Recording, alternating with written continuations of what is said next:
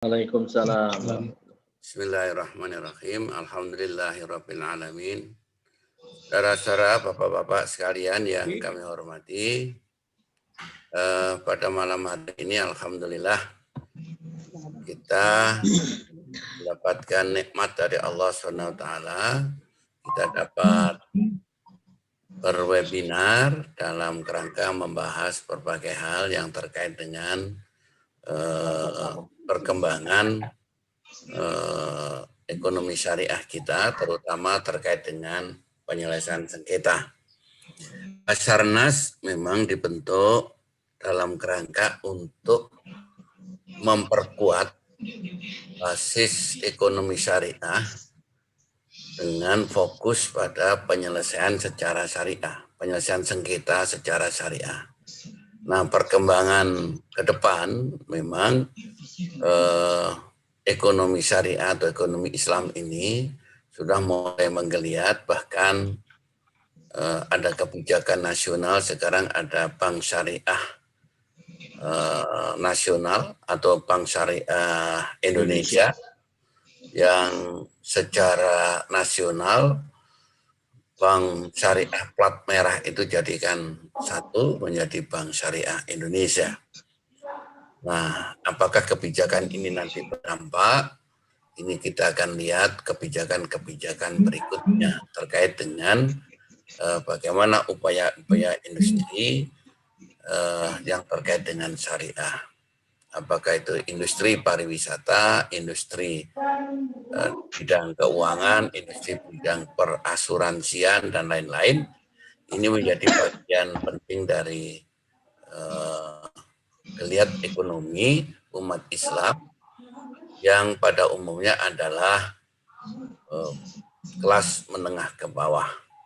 Nah, oleh karena itu, menjelang rapat kerja Basarnas ini, insya Allah nanti tanggal 13 dan 14, jadi minggu depan, maka kita lakukan terus kajian-kajian tentang ekonomi syariah. Dan ini nanti tidak berhenti setelah raker.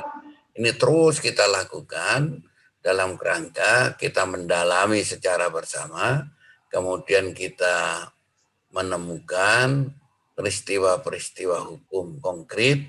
Nah, kemudian idealisasinya itu kita akan kaitkan dengan apa peristiwa konkret itu, sehingga akan menemukan hukum yang baru. Baik nanti perspektif politik hukumnya, perspektif penormaannya, perspektif putusan-putusan. Nah, ini nanti mudah-mudahan menjadi putusan-putusan pengadilan, termasuk putusan Basarnas, itu menjadi putusan hukum yang dapat diikuti selanjutnya dan dapat dikaji, bahkan menjadi rujukan bagi para mahasiswa yang sedang studi terkait dengan ekonomi syariah ini. Saya meyakini bahwa di Indonesia ini perkembangan ekonomi syariah akan terus menggeliat dan berkembang. Ini tidak bisa dibendung. Walaupun kemarin ada ada pasar muamalah yang dengan mata uang dinar dan lain-lain, kemudian itu menjadi bagian dari penegakan hukum. Nah, hal-hal yang begitu adalah geliat sebenarnya. Kalau kita lihat dari sisi positifnya, itu adalah geliat ekonomi perdagangan syariah, sehingga mungkin metodenya saja yang berbeda. Oleh karena itu, ke depan ini menjadi bagian penting dan masyarakat perlu kita edukasi, perlu kita motivasi. Dengan demikian perkembangan ekonomi syariah ini cukup baik. Kemarin kita sudah rapat dan kita sudah diskusi dengan pimpinan Bank Muamalah, mereka menyambut baik. Tinggal nanti kita akan mendekati secara institusional dua lembaga, yaitu lembaga yang kaitannya dengan pengendalian dan kebijakan pengendalian keuangan, yaitu OJK, Karena di situ OJK juga ada pos kaitannya dengan perbankan syariah, industri bank perbankan, terutama yang syariah, kemudian ada BI, kemudian juga nanti ada Mahkamah Agung. Nah, termasuk juga ada beberapa kemarin saya ketemu teman-teman asosiasi pengacara syariah. Kemudian ada asosiasi arbiter dan lain-lain. Nah, ini menjadi bagian kekayaan kita untuk mempercepat bagaimana Basarnas bisa bersinergi dan berkembang dan dipercaya. Harapan kita adalah Basarnas nanti menjadi lembaga penyelesaian sengketa yang terpercaya, kemudian dilakukan dengan prinsip-prinsip seperti yang di lembaga-lembaga peradilan. Apakah itu transparansinya, fairness-nya, impartiality-nya, apakah juga accountability dan independennya. Nah, yang independen ini yang paling mahal. Nah, oleh karena itu kita jaga independensi Basarnas, ya, Badan Arbitrase Syariah Nasional ini menjadi bagian penting untuk menegakkan hukum yang terkait dengan sengketa ekonomi syariah. Saya kira demikian, dan kajian-kajian ini Pak Sekretaris, Pak Jauhari dan Pak Ahmad Azharuddin, ini terus kita kembangkan, sebab nanti ada dua hal yang penting. Pertama adalah kita terbitkan diskusi-diskusi di dalam sebuah buku. Yang kedua adalah kita membuat panduan-panduan yang sifatnya informatif, jadi informandum, agar ini menjadi edukasi masyarakat. Masyarakat mudah mengakses. Dan tentunya nanti ini dimasukkan di dalam web kita, website kita, apakah bentuknya nanti tulisan-tulisan, makalah-makalah, termasuk juga nanti yang mulia ini yang akan menyampaikan PowerPoint-nya tentang perkembangan penyelesaian sengketa ekonomi syariah di Indonesia. Saya kira demikian, insya Allah ini kita akan maju dan percaya diri, ini akan maju, dan sekali lagi sinergi kita dan partisipasi kita semuanya akan memperkuat Basarnas sebagai lembaga penyelesai sengketa yang terpercaya dan modern. Saya kira demikian. Billahi taufiq wal hidayah. Assalamualaikum warahmatullahi wabarakatuh. Waalaikumsalam warahmatullahi wabarakatuh. Terima kasih Bapak Profesor Zainal Arifin, Ketua Basarnas, yang telah memberikan arahan-arahan bagaimana membangun Basarnas ke depan. Bapak Ibu yang saya hormati, memang rangkaian diskusi ini juga gagasan beliau, agar semua nanti pengurus Basarnas memiliki wawasan yang sama, karena memang latar belakang pengurus Basarnas ini bermacam-macam ya. Nah, mudah-mudahan dengan diskusi dan saya sepakat dengan beliau, outputnya nanti tentu saja kalau memungkinkan kita buat dalam bentuk buku atau potongan-potongan video ya dari kajian-kajian ini. Dan alhamdulillah beberapa video juga sudah coba kita edit dan kemudian ditaruh di YouTube, dan mudah-mudahan nanti peserta yang dalam kajian malam ini atau malam-malam sebelumnya tidak berkesempatan nanti bisa mengikuti melalui YouTube.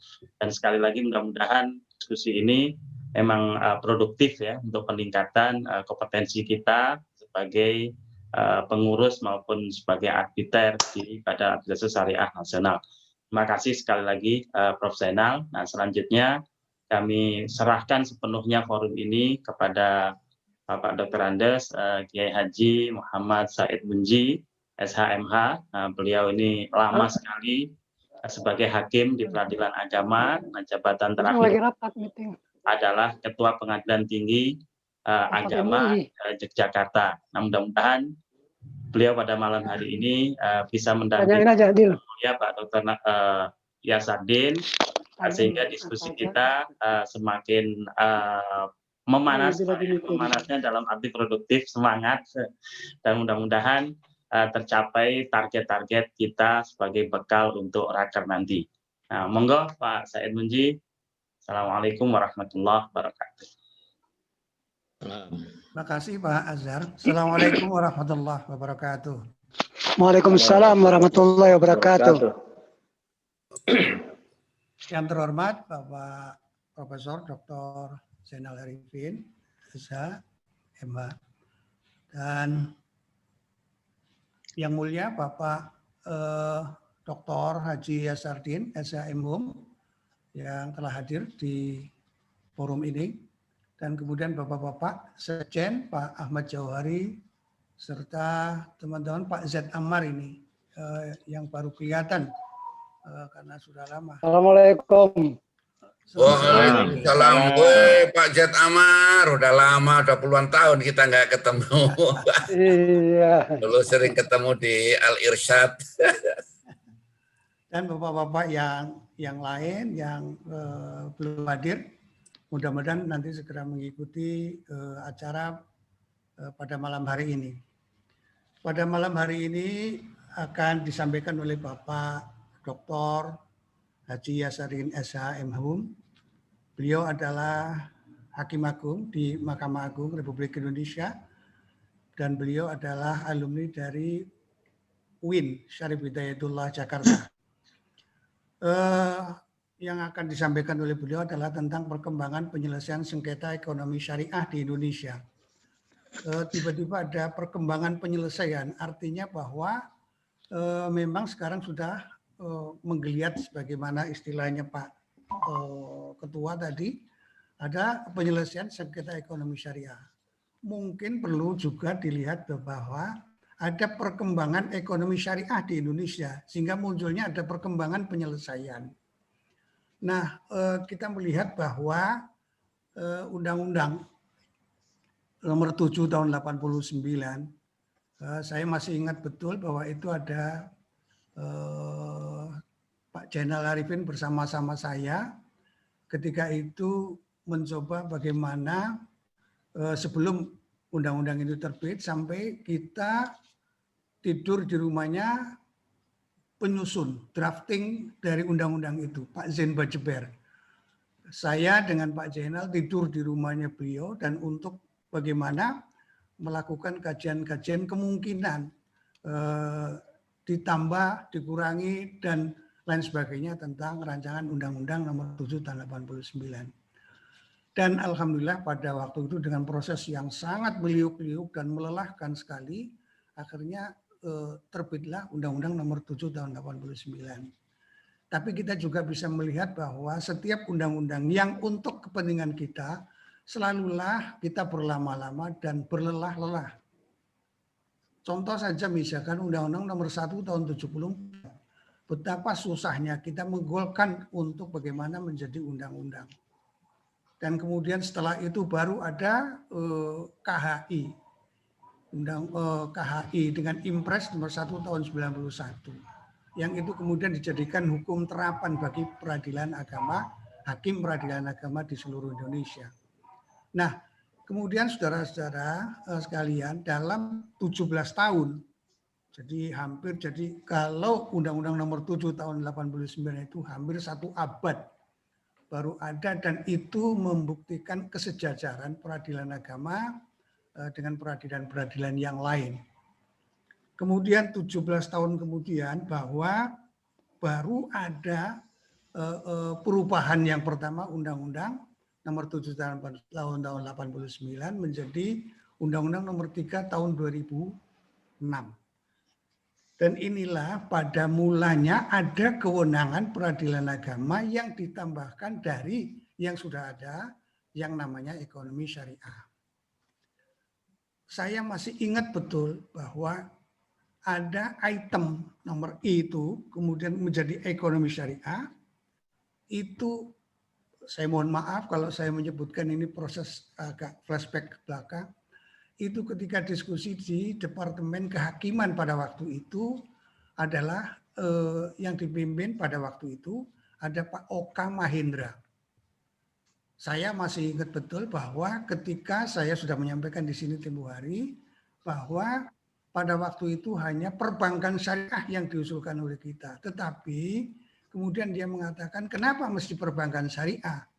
Diganti saja menjadi ekonomi syariah yang terdiri dari bla bla bla bla bla termasuk yang sekarang kita lihat. Barulah kemudian dibawa ke DPR dan ternyata disetujui tentang namanya ekonomi syariah. Baru yang semacam inilah kemudian memunculkan keinginan kuat dari para hakim untuk bagaimana mempelajari ekonomi syariah itu kayak apa, ekonomi Islam itu apa, dan sebagainya. Sehingga ada kebijakan-kebijakan yang diterbitkan oleh Mahkamah Agung, dalam hal ini adalah Direktorat Peradilan Agama, untuk bagaimana melakukan pemahaman-pemahaman tentang ekonomi syariah sehingga para hakim itu punya bekal cukup. Sehingga mereka-mereka lah untuk ada semacam kursus lah di luar negeri kan, terutama di Saudi Arabia dan juga di Sudan dan di beberapa negara-negara yang memang sudah dilakukan untuk MOU dengan Mahkamah Agung. Ini tentu saja secara periodik terus dilakukan itu sehingga memungkinkan bekal-bekal yang dimiliki oleh para hakim peradilan agama menjadi cukup memadai, meskipun tetap harus melakukan kajian-kajian selanjutnya. Nah, saudara-saudara sekalian, kita melihat bahwa ada perkembangan penyelesaian ekonomi syariah. Ketika kita melihat bahwa kewenangan absolut itu ada pada peradilan agama, maka kita melihat bahwa hampir di semua peradilan agama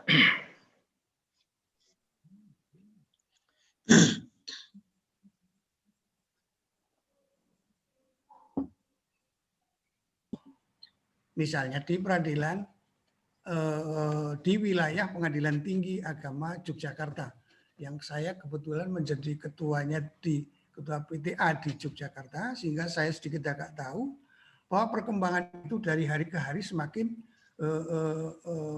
banyak. Untuk tahun 2020 saja itu hampir mencapai 60 perkara untuk penyelesaian ekonomi syariah. Memang harus diakui bahwa mereka-mereka kebanyakan adalah menunjukkan tentang wan prestasi. Meskipun ada sengketa perbankan, ada sengketa koperasi dan lain sebagainya. Ada BBR dengan para pihak. Nah, inilah yang kemudian sampai pada tingkat banding. Nah, dan bahkan ke Mahkamah Agung. Sehingga tentu saja nanti akan dijelaskan oleh Pak Yang Mulia Pak Yasardin yang pasti tahu betul bahwa kondisi objektif yang sekarang dihadapi oleh peradilan agama pada umumnya. Bapak-bapak sekalian, kita melihat bahwa untuk penyelesaian sengketa ekonomi syariah itu setidaknya ada dua hal. Yang pertama adalah dengan cara litigasi. Cara litigasi itu artinya apa? Sederhana. Yang ini mengacu kepada Perma nomor 14 tahun 2016, Jungto Perma nomor 2 tahun 15. Ini yang pertama. Yang kedua adalah penyelesaian sengketa melalui jalur biasa. Ini mengacu kepada pasal 54 Undang-Undang nomor 7 tahun 89, Jungto Perma nomor 14 tahun 2016 juga. Kemudian yang kedua adalah non litigasi. Nah, non litigasi ini adalah musyawarah dan atau mediasi perbankan atau pula dengan badan arbitrase. Nah, disinilah yang non litigasi inilah menjadi garapan, menjadi ladang dari Basarnas itu sendiri. Nah, karena itulah saudara-saudara sekalian, kita harus melihat bahwa ada dasar hukum yang memang untuk melakukan itu. Kita dasar hukum penyelesaian ekonomi syariah itu ada beberapa yang perlu diketahui yang nanti pasti akan dijelaskan oleh Yang Mulia. Adalah pada pasal 49 Undang-Undang nomor 7 tahun 89, pasal 49 Undang nomor 3 tahun 2006, dan kemudian pasal 55 Undang-Undang nomor 21 tahun 2008 khusus tentang perbankan. Dan juga putusan Mahkamah Konstitusi nomor 093 garis miring PUU garis miring 10 2012 tanggal 29 Agustus 2013. Dan yang selanjutnya adalah tadi Perma nomor 14 tahun 16 tentang tata cara penyelesaian ekonomi syariah. Dan Perma nomor 2 tahun 2015 tentang tata cara penyelesaian gugatan sederhana. Yang ini semuanya pasti akan memberi kemungkinan untuk bagaimana melakukan penyelesaian sengketa-sengketa yang terjadi di antara para pelaku ekonomi syariah yang sudah melakukan akadnya dengan ekonomi syariah. Karena prinsip dasar terjadinya sengketa itu, maka yang paling pertama dan utama dilihat akadnya kayak apa. Apakah akad syariah, apakah akad yang bukan syariah. Nah, inilah saudara-saudara sekalian, ada problem yang kemudian kita lakukan bahwa bagaimana kalau misalnya salah satu, misalkan di satu tempat tidak ada, lalu kemudian bagaimana dan sebagainya dan sebagainya. Nanti urut-urutannya adalah yang akan menjelaskan tentang itu semuanya. Karena itulah saudara-saudara sekalian, karena ini menurut saya sangat menarik karena perkembangan ekonomi syariah yang istilahnya lagi-lagi adalah Pak Ketua tadi menggeliat di Indonesia, dan saya kira dengan jumlah umat Islam yang terbesar di dunia ini adalah Indonesia, maka wajar kemudian kita mencoba membuka pemikiran kita untuk bagaimana sih kita bisa mengantisipasi kemungkinan-kemungkinan itu dengan bekal yang cukup. Karena itu maka forum malam ini adalah forum silaturahim, artinya kita mensilaturahmikan pemikiran, kita mensilaturahmikan gagasan, kita mensilaturahmikan pengalaman, sehingga kita kemungkinan bisa membangun persepsi yang sama tentang Basarnas yang kita sedang menjalani dan insya Allah menjelang raker yang akan datang. Oleh karena itu maka kami persilahkan kepada Yang Mulia Bapak Dr. Haji Yasardin SH MHum